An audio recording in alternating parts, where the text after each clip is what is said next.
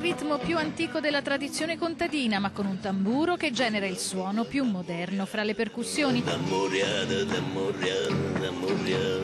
Luis Siciliano, compositore di Napoli, classe 75, inventa un dialogo fra strumenti, registra le sue esibizioni e in tempo reale mescola epoche e mondi. La chiama tabula rasa o macchina del tempo, dove convivono la chitarra battente rinascimentale, qui in copia, il bouzouk dell'antica Mesopotamia e la misa chitara che al posto delle corde ha fibre ottiche e un touchscreen a rievocare suoni ancestrali.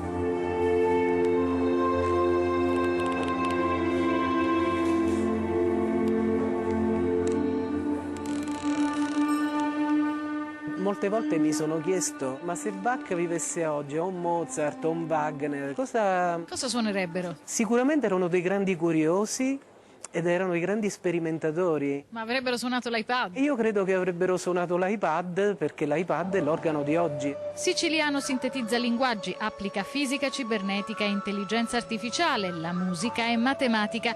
Baby, direttore d'Italia, con un debutto in orchestra a 16 anni, scrive musica anche per il cinema. Happy Family di Salvatore e 20 sigarette di Amadei fra i titoli di successo. All'amore per il suono si aggiunge ora quello per la penna, con un romanzo d'esordio. Prima di salutarci, Luis riproduce un mantra degli sciamani e anche la sua voce diventa musica.